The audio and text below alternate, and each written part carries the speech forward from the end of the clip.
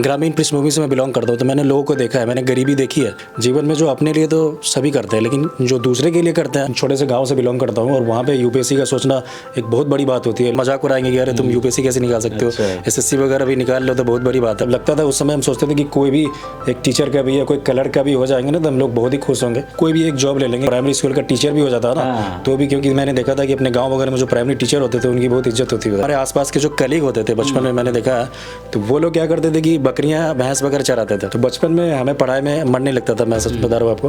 तो मुझे भी इच्छा होता था कि हम भी ये भैंस बकरियां चराएं। मुझे बहुत ही ज़्यादा नेगेटिविटी हो रही थी, मुझे लग रहा था कि now it is time to quit. बहुत सारे नेगेटिव आदमी भी आपको मिलेंगे जो हमेशा आपको डिस्करेज करेंगे, अरे अब इससे नहीं कुछ नहीं होने वाला, जो हो गया हो गया, ठीक है अब तो इसको तैयारी छोड़ देना चाहिए, शादी उदी कर लेना चाहिए। देखिए इसमें बीपीएससी में जो है थोड़ा फैक्चुअल चीज़ें ज़्यादा रहती है। हालांकि आप जो है धीरे धीरे एनालिटिकल भी कर रहे हैं यूपीएससी की तरह। यूपीएससी वाले जो मटेरियल है वो भी अब पढ़ना पड़ेगा। अब से पहले घटना चक्र लूसेंट से अब काम नहीं चलेगा। देखिए यूपीएससी की तरह पूछ रहा है तो आप ये सब चीज़ नहीं पढ़ेंगे तो आप कहीं ना कहीं पीछे हो जाएंगे। मैं भी सर, मैं खुद भी एवरेज स्टूडेंट रहा हूँ पहले, बाद में जाके हमने काफ़ी मेहनत किया तो मैंने अपने आप को इम्प्रूव किया। एवरेज स्टूडेंट भी सर मेहनत करेगा तो कोई भी निकाल सकता है। ऐसा कुछ नहीं कि दिमाग से वो जो बोलते हैं ना कि एकदम माइंड शार्प होना चाहिए, माइंड ब्रिलियंट होना चाहिए, ऐसा कुछ भी बिल्कुल भी नहीं है। कि मंजिल मिले ना मिले, मंजिल मिले ना मिले ये तो मुकद्दर की बात है, हम कोशिश भी ना करें ये तो गलत बात है। अरे वाह दोस्तों, इस वक्त हमारे साथ हैं सुबोध जी, जिन्होंने 69 बीपीएससी क्रैक की है and he got 56th rank. Finance administrative officer बनने जा रहे हैं।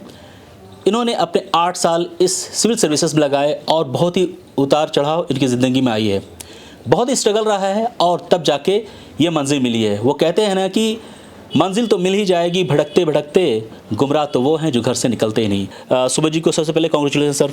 बहुत बहुत थैंक यू सर, बहुत बहुत धन्यवाद, बहुत अच्छा लगा आप हमारे यहाँ। शुक्रिया सर। सबसे पहले मैं जानना चाहूँगा आपके बारे में, कुछ अपने बारे में बताइए। जी, मेरा नाम सुबोध कुमार आया और मैं अभी वर्तमान में as senior statistical officer ministry of statistics में वर्किंग हूँ। दिल्ली में पोस्टिंग है मेरी। और मैं यदि फैमिली बैकग्राउंड बताऊँ तो मैं ओरिजिनली बिहार के समस्तीपुर ज़िले के वारिसनगर ब्लॉक से बिलोंग करता हूँ। और मेरी प्रारंभिक परीक्षा जो पढ़ाई है लिखाई है वो गांव में हुई थी। 10th तक का वहीं पर हुआ था और इसके अलावा मैंने 12th दरभंगा से किया था। ग्रेजुएशन हमने सेंट जेवियर कॉलेज है वहाँ से किया था और फिर मेरा जॉब लग गया था जल्दी, तो हमने फिर कॉरेस्पॉन्डेंस से मास्टर्स किया था। ठीक है। और उसके बाद सबसे पहले अभी तक मैं बताऊँ आपको तो ये मेरा 5वां जॉब है। इससे पहले मैंने 4 जॉब ऑलरेडी क्वालिफाई कर चुके हैं। सबसे पहले हमारा इमिग्रेशन ऑफिसर के पोस्ट पे हुआ था, मैं वर्किंग था पहले। इसके बाद इंटेलिजेंस ब्यूरो में भी मेरी नियुक्ति हुई थी। इसके बाद मैं बताऊँ तो असिस्टेंट गवर्नर CAPF जो होता है यूपीएससी उसमें भी हुई थी और मुझे BSF मिला था। और उसके बाद फिर SSC CGL के थ्रू जो अभी मैं वर्किंग हुआ है स्टैटिस्टिकल ऑफिसर। और अभी आपके सामने अभी 69 BPSC में मुझे ये सब। तो SSC CGL भी आपने क्रैक किया, राइट? हाँ। और अभी जो एग्जिस्टिंग जॉब है, जो अभी काम कर रहे हैं वो SSC CGL की। देखिए सर ने SSC CGL भी क्रैक किया, जो मैंने मिस कर दिया बताना। सर कितना टफ होता है, मतलब जॉब करते हुए यूपीएससी की प्रिपरेशन कैसे मैनेज किया ये सारी? जी डेफिनेटली सर, ये बहुत मुश्किल चीज़ है क्योंकि सभी लोग नहीं कर पाते हैं। लेकिन इसमें बहुत सारे चीज़ मुझे लगता है कि फैक्टर्स इंपॉर्टेंट चीज़ें हैं जो ध्यान रखना चाहिए। जो भी लोग जॉब में है, वर्किंग में है, उनको बताना चाहूँगा कि आप बिल्कुल अपने आप पे मतलब एक बोलते हैं कि जो स्ट्रॉन्ग विल पावर है वो सबसे एक प्रायोरिटी वाली चीज़ है आपके अंदर में है, तो डेफिनेटली इसके बाद सारी चीज़ें अपने आप खुद ब खुद हो जाएगी। एक दृढ़ इच्छा शक्ति होती है कि नहीं मुझे करना है, एकदम जुनून जो होता है, लेकिन जो अंदर से होता है। ठीक है, ऐसा नहीं। ये जुनून कैसे लाएंगे सर, कैसे लाएंगे जुनून? सर ये तो आप मतलब अंदर से होना चाहिए फीलिंग कि हाँ हमें एक तरह से सिविल सर्विसेज यूपीएससी या बीपीएससी निकालना है। आप सच में देखिए कि हमें समाज के लिए कुछ करना है, समाज के जो नीचे वाले तबके के लोग हैं। मैंने एक्चुअली ग्रामीण पृष्ठभूमि से मैं बिलोंग करता हूँ, तो मैंने लोगों को देखा है, मैंने गरीबी देखी है। ठीक है, तो मुझे अंदर से इच्छा है कि नहीं मैं कुछ करूँ इनके लिए। क्योंकि देखिए जीवन में जो अपने लिए तो सभी करते हैं, लेकिन जो दूसरे के लिए करते हैं वो एक सही मायने में एक मनुष्य होने का एक प्रमाण है। ठीक है, तो इसलिए मुझे मेरे अंदर से जुनून है कि मैं ये करूं।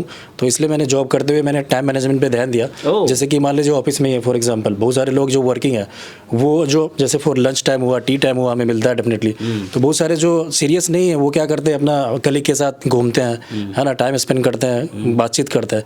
लेकिन मैं इन सबको काफ़ी यूटिलाइज़ किया हूँ। जैसे आप गवर्नमेंट जॉब में भी आप जाएंगे, खासकर गवर्नमेंट जॉब सरकारी जॉब होती है, तो लाइब्रेरी वगैरह होती है उस बिल्डिंग में मोस्टली। जब लंच के टाइम में जो है ना आप क्या कीजिए, जो भी टाइम मिलता है तो उसमें आप यूटिलाइज़ कीजिए, लंच 10 मिनट में आप निपटा सकते हैं, बाकी के टाइम में आप लाइब्रेरी में जाके पढ़ाई कीजिए, है ना। 1 घंटे की ऑलमोस्ट लंच होती है, तो उसमें 50 मिनट आप निकाल सकते हैं।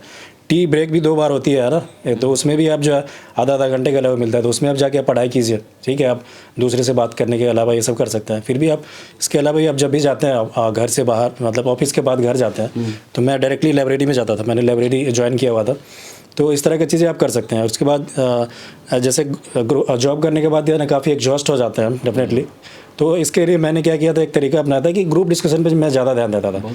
जैसे ही आता था तो मैं लाइब्रेरी के पास ही एक पार्क थी मेरी, ये पटेल नगर में दिल्ली में मैं रहता हूँ, तो यहाँ पे मैं जितना ज़्यादा हो सके मैं डिस्कशन करने की कोशिश करता था, क्योंकि थकने के बाद रिलेटेड मतलब एकदम से नींद आने लगती थी, कुछ मतलब होश नहीं रहता, कभी कभी इतने वर्कलोड होता है, आप समझ सकते हैं। तो आप इस तरह की चीज़ें कर सकते हैं ना, या फिर क्लासेस वगैरह अटेंड कर सकते हैं, जैसे इवनिंग में आते ही पहले जैसे मैं क्लास में चला जाता था, है ना। तो इस तरह की चीज़ें होनी चाहिए आपके अंदर, मतलब एक प्रॉपर स्ट्रेटजी होना चाहिए। तो डेफिनेटली ऐसा टफ चीज़ें नहीं है। आपने देखा होगा कि बहुत सारे लोग इवन यूपीएससी भी टॉप किया है, आपने आप प्रीवियस ईयर देखेंगे तो वो वर्किंग थे और उन्होंने निकाला है। तो डेफिनेटली मैं ये बोलूँगा कि आप कर सकते हैं। इसके अलावा जो एक और बहुत ही इंपॉर्टेंट चीज़ है वो मैं बताना चाहूँगा सर, कि मेरे अपने जो बड़े भाई हैं वो ऑलरेडी IAS ऑफिसर है, ठीक है, और वो इसी पृष्ठभूमि में रह के इन्हीं परिस्थितियों को लड़ते जूझते उन्होंने यूपीएससी निकाला था।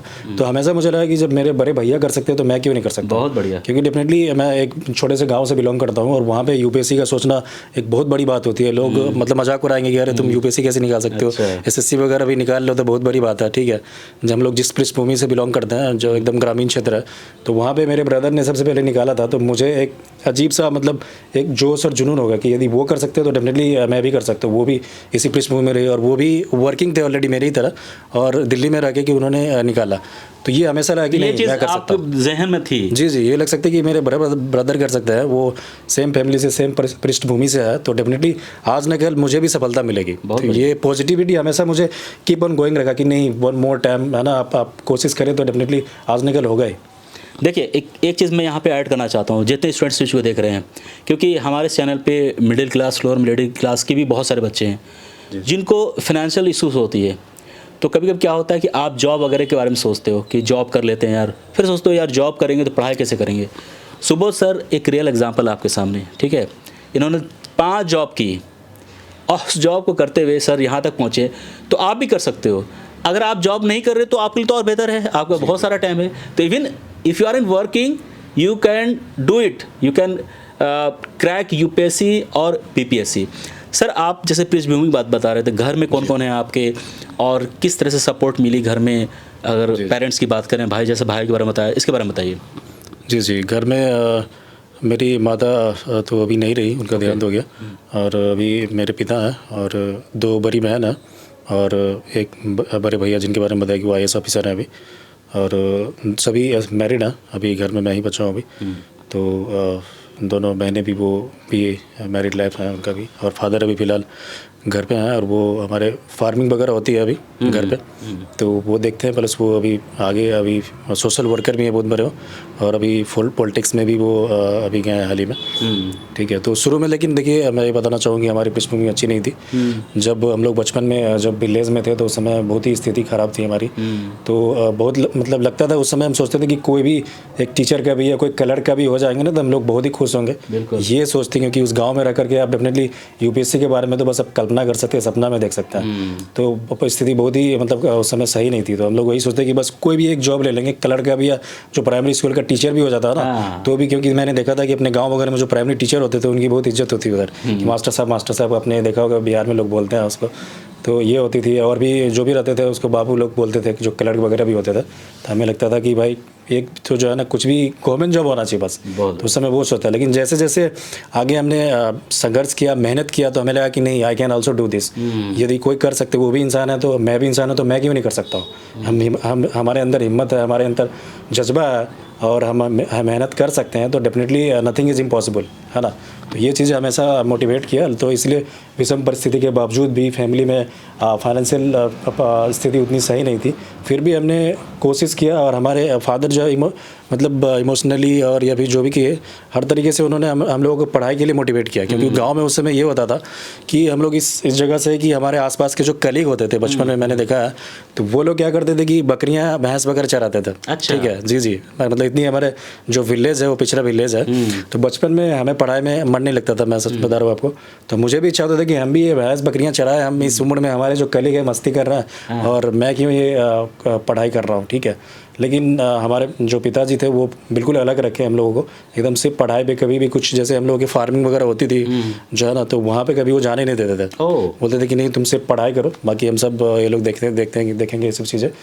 तो ये सब चीज़ें जो है काफ़ी मोटिवेट किया हमें, कि लगा कि नहीं डेफिनेटली हमारे फादर इतना सपोर्ट कर रहा है तो हमें करना चाहिए। और बाद में तो फिर मेरे ब्रदर ऑलरेडी वो क्वालिफाई करके आए, तो एक अलग से मोटिवेशन, एक अलग से जोश आ गया कि नहीं हमें भी इस पद पे जाना चाहिए और हमें भी इस तरह का जो है सेवा करना चाहिए लोगों का। क्योंकि मैंने करीब से देखा हूँ, अभी भी जब विलेज जाता हूँ मैं, तो जब मेरे ब्रदर जाते हैं तो लोग बहुत से, मतलब दूर दूर के लोग वहाँ पे आते हैं, उनसे मिलने आते हैं और वो अपने प्रॉब्लम्स लेकर के आते हैं और एक फ़ोन से मतलब समस्या सॉल्व हो जाती है। वैसे स्टूडेंट जो हिंदी मीडियम के हैं उनके लिए भी सर की तरफ से टिप्स ये है कि सर शुरू से हिंदी मीडियम ही थे, 12th तक सर ने हिंदी मीडियम की, उसके बाद स्विच किया इंग्लिश की तरफ। सर हिंदी मीडियम में इस बार जी टॉप 10 स्टूडेंट जो हैं वो हिंदी मीडियम के हैं बीपीएससी में, जी 1 से लेकर 10 तक, और टॉपर भी हिंदी मीडियम से हैं। सर कैसे देखते हैं इस चीज़ को, क्योंकि आप 12th तक हिंदी में थे, उसके बाद स्विच करते हैं इंग्लिश में, पहले तो ये जानेंगे कि आपने स्विच क्यों किया, और ये जो रिजल्ट इस बार आई है टॉप 10 स्टूडेंट हिंदी मीडियम से, टॉपर हिंदी से, इन सारी चीज़ों को कैसे देखते हैं आप? जी, मैं तो बोलूँगा सर ये अच्छी बात है, खुशी की बात है, क्योंकि सर बहुत सारे जो मेजोरिटी लोग हैं जो ग्रामीण पृष्ठभूमि से बिलोंग करते हैं, जो गरीब तबके के हैं, वो उनका आप देखेंगे कि हिंदी मीडियम ही रहती है सर, है ना। तो ये बहुत खुशी की बात है कि जो गरीब तबके या ग्रामीण पृष्ठभूमि के लोग आगे बढ़ रहे हैं, एक मोटिवेशन आएगा। जी जी, एक मोटिवेशन आएगा। बहुत सारे बच्चे जो उनको लगता है कि नहीं अब तो हिंदी मीडियम तो कुछ हो नहीं सकता है, खासकर यूपीएससी में ऐसा ट्रेंड चल रहा है, तो बीपीएससी ये किया तो एक सराहनीय कदम है। और दूसरी बात मैं चाहूँगा कि सर कि मीडियम बहुत बड़ा ऐसे मायने नहीं रखता है, आप जिसमें कंफर्टेबल हो वो चूज़ कीजिए, जिसमें कंफर्टेबल हो उसको चूज़ कीजिए, हिंदी हो या इंग्लिश हो। क्योंकि मैं तो सर आप हिंदी से फिर स्विच कैसे किया इंग्लिश में, क्या वजह रही, क्या आपने सोचा, आपके दिमाग में क्या आया था? ये सर मेरा सर जैसे मैंने बताया कि यूपीएससी मेरा मेन टारगेट है, तो यूपीएससी में मैं देखा हूँ अभी भी सर, आप देख रहे होंगे कि जो इंग्लिश वाले उनकी संख्या ज़्यादा होती है, हिंदी मीडियम में बहुत ही कम आ रहे बच्चे। तो इसलिए उस समय मैंने जब बात किया, पता किया, तो सीनियर लोगों ने मुझे सजेस्ट किया कि आप यदि कर सकते हो तो English will be better than Hindi, है ना। तो फिर मेरी इंग्लिश अच्छी थी, मैंने मेहनत किया था उस समय, वैसे उतनी अच्छी नहीं थी क्योंकि ग्रामीण पृष्ठभूमि से और हिंदी मीडियम से पढ़ा था, लेकिन हमने इस पर स्पेशली काम किया, वोकेबलरी वगैरह काफ़ी स्ट्रॉन्ग किया, ग्रामर वगैरह मैंने सेल्फ स्टडी किया सर। अभी तक इंग्लिश के लिए मैंने कोई कोचिंग नहीं लिया। जी जी, तो लेकिन फिर भी मैंने काफ़ी मेहनत किया और उसके बाद फिर मैंने मीडियम अपना ग्रेजुएशन से ही चेंज कर लिया कि अभी सही मैं चेंज करके देखता हूँ कि मैं कंफर्टेबल है कि नहीं। लेकिन मैंने चेंज किया तो आई वॉज वेरी हैप्पी। हाँ, I was able to speak fluent English also. तो मैंने देखा कि हमारे जो कलीग हैं उससे तो I am speaking better English than them. सबसे जो क्रेडिट मैं देना चाहूँगा अपने बड़े भाई जो IAS अफसर संतोष राय हैं, उनको देना चाहूँगा कि हमेशा उन्होंने मोटिवेट किया मुझे, हमेशा गाइड किया, क्योंकि वो भी इसी पृष्ठभूमि से आकर के उन्होंने क्वालिफाई किया था।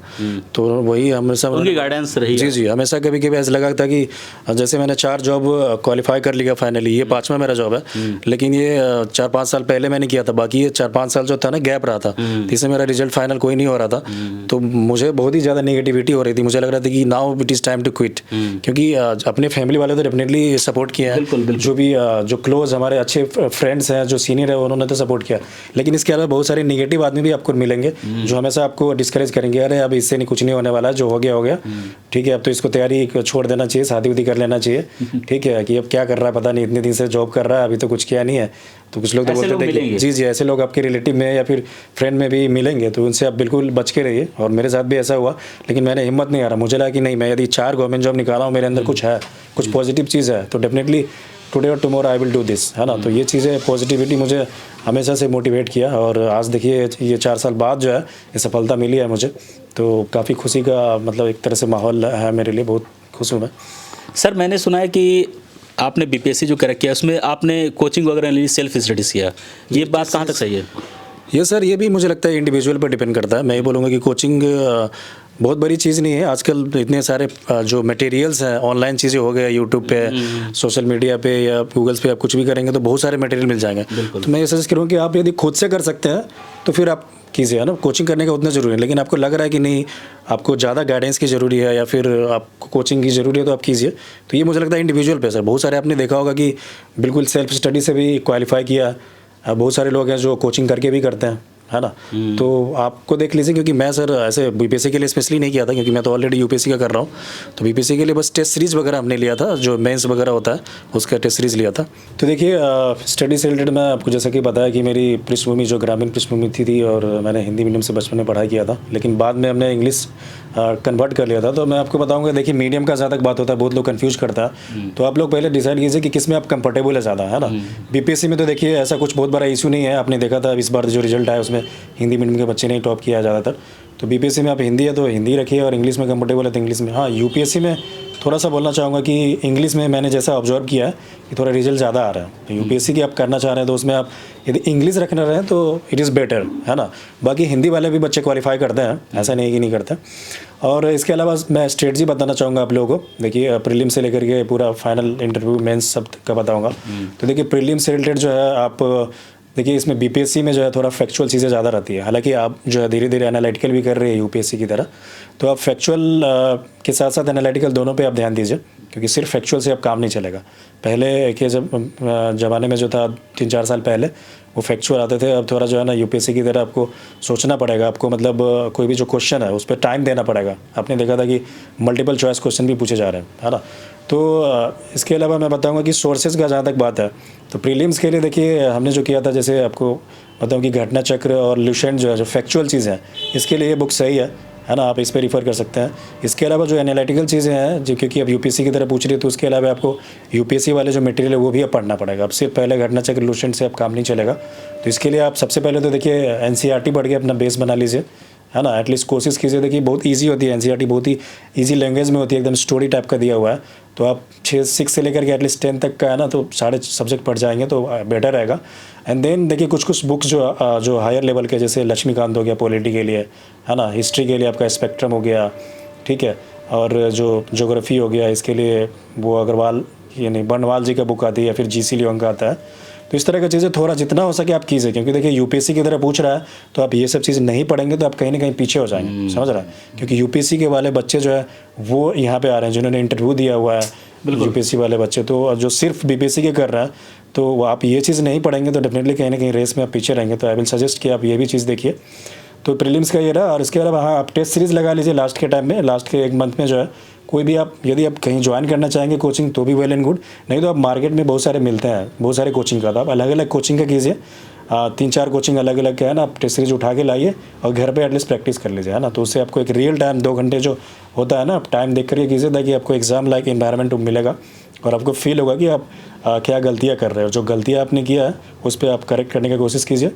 इसके अलावा फिर मैं मेंस में आता हूँ, जो मुख्य परीक्षा जो होती है।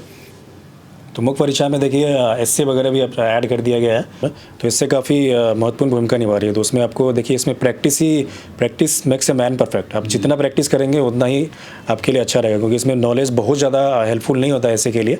तो आप जितना प्रैक्टिस करें उतना बढ़िया है। और जीएस के लिए भी आप जो है ना वो लिखने का कोशिश कीजिए। देखिए पढ़ाई से ज़्यादा जो मेंस का जो परीक्षा होता है उसमें आप जितना प्रैक्टिस करेंगे राइटिंग का उतना ही बेटर रहेगा। तो इसके लिए आप जो है ना प्रीवियस ईयर जो है खासकर जो है ना वो काफ़ी इंपॉर्टेंट हो जाता है फ्रेंड्स। तो प्रीवियस ईयर को एकदम से आप रट जाइए और बार बार उसको प्रैक्टिस कीजिए लिखने का, ठीक है। और आप हो सकता है कोई टेस्ट सीरीज ज्वाइन कर लीजिए कोई कोचिंग का, या फिर आप नहीं कर पा रहे तो अपने जो सीनियर्स हैं या मेंटर्स हैं या फ्रेंड्स में जिनका सिलेक्शन हो गया है या आपसे बेटर जान रहा हो, तो उनको आप लिख करके ज़रूर दिखाइए, है ना, ताकि आपको एक तरह से फीडबैक मिलता रहेगा कि आपने कहाँ पे गलती किया, कहाँ आपको सुधार करने की ज़रूरत है, ठीक है। तो और हो सकता है तो आप शॉर्ट नोट्स भी बना सकते हैं, क्योंकि आप देखेंगे कि बहुत सारे जो क्वेश्चंस होते हैं एटलीस्ट थीम वगैरह जो टॉपिक है वो बार बार रिपीट किए जाते हैं, ठीक है। तो आप उस पार्टिकुलर चीज़ का है ना एक शॉर्ट नोट्स बना लीजिए, ताकि इससे ये फ़ायदा होगा कि मेंस जो होता है उसके जस्ट पहले है ना आपका रिवीजन अच्छा से हो पाएगा, क्योंकि आपने साल भर तो खूब मेहनत किया, लेकिन मेंस से पहले आप रिवाइज नहीं कर पाएंगे उन चीज़ों को, तो आप एग्ज़ाम में लिख नहीं पाएंगे, ठीक है। तो ये प्रॉब्लम्स होती है इसके लिए। तो ये चीज़ें हैं। बाकी जो सोर्सेज होते हैं वो इसके लिए जो है ना करंट अफेयर जो विज़न वगैरह है वो आप देख सकते हैं, क्योंकि उससे आजकल क्वेश्चंस पूछ रहे हैं, या और भी कोई भी कोचिंग का हो, बहुत सारे कोचिंग आजकल आ रहे हैं मार्केट में, है ना। तो ये देख सकते हैं। बाकी जो है ये जो सोर्सेज स्टैंडर्ड सोर्सेज लक्ष्मीकांत वगैरह है, जो बिपिन चंद्रा का बुक हुआ है, या फिर स्पेक्ट्रम हो गया, है ना, ये ले लीजिए। और ये सब चीज़ें आप पढ़िए तो डेफिनेटली सक्सेस हो जाएगा। और इंटरव्यू में भी देखिए फाइनली वही है कि आपको मेहनत करनी पड़ेगी। प्रैक्टिस जो मॉक जो है वो आप जितना दे सकते हो उतना दीजिए, मैंने भी इस बार 4-5 कोचिंग का दिया था मॉक, ठीक है। और इसके अलावा जो है आप अपना जो आपका बायोडाटा है उस पर अच्छा से काम कर लीजिए। जितने भी आपके बायोडाटाज है ना, आपने कहाँ से एजुकेशन किया, क्या जॉब कर रहे हैं, क्या हॉबीज़ है, वहीं से तो क्वेश्चन होता है, ठीक है। तो डेफिनेटली आप उनसे खुद से क्वेश्चन कीजिए, या फिर आपके जो कलीग है, पीयर ग्रुप्स है, उनसे आप डिस्कस करके आप क्वेश्चन खुद से क्रिएट कीजिए और उसका खुद से आंसर बना लीजिए। तो एग्ज़ाम तो डेफिनेटली इंटरव्यू में जो है ना काफ़ी हेल्प मिलेगा आपको। बहुत बढ़िया सर। सर ये बताइए कि बीपीएससी क्रैक करने के लिए एक कैंडिडेट को क्या ब्रिलियंट होना चाहिए, तेज़ होना चाहिए, या फिर एवरेज स्टूडेंट भी बीपीएससी क्रैक कर सकता है? सर मेरा मानना है कि एवरेज स्टूडेंट भी कर सकता है, क्योंकि मैं भी सर मैं खुद भी एवरेज स्टूडेंट रहा हूँ पहले। बाद में जाके हमने काफ़ी मेहनत किया तो मैंने अपने आप को इम्प्रूव किया।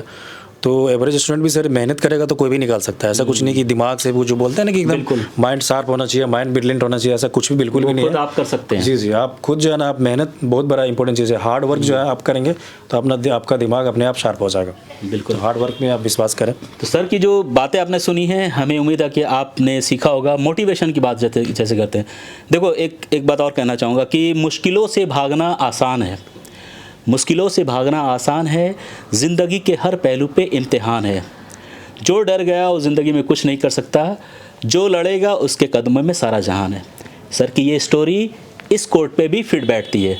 Sir thank you very much. क्योंकि डेफिनेटली मैंने भी काफ़ी स्ट्रगल किया है और बहुत सारे लोग ऐसे हैं जो स्ट्रगल कर रहे हैं, क्योंकि सक्सेस वाले तो देखिए कम ही होते, ज़्यादा वैसे होते हैं जो स्ट्रगल कर रहे हैं। तो डेफिनेटली आप मुझसे काफ़ी मोटिवेट हो सकते हैं कि इतने सारे जॉब लेने के बाद भी मैं रुका नहीं और अभी भी कोशिश जारी है हमारा। तो आप चाहूँगा कि इससे कोरिलेट कीजिए। तो देखिए एक कोट है कि मुश्किल नहीं है कुछ दुनिया में, मुश्किल नहीं है कुछ दुनिया में, तू ज़रा हिम्मत तो कर, ख्वाब बदलेंगे हकीकत में, तू ज़रा कोशिश तो कर। वाह, ठीक है दोस्तों।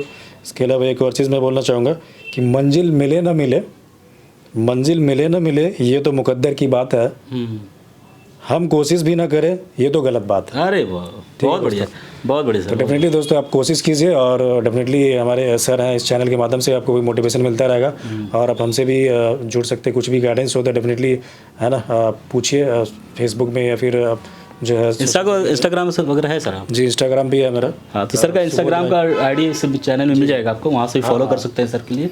और जी लिंक में सर दे देंगे, तो आप डेफिनेटली कोई भी गाइडेंस हो तो मुझसे आप जरूर प्राप्त कीजिए। मुझे बहुत खुशी होगी आप लोगों को हेल्प करने में। तो हमारे शुभकामनाएं आप लोगों के साथ है और आप लोग डेफिनेटली तैयारी कीजिए।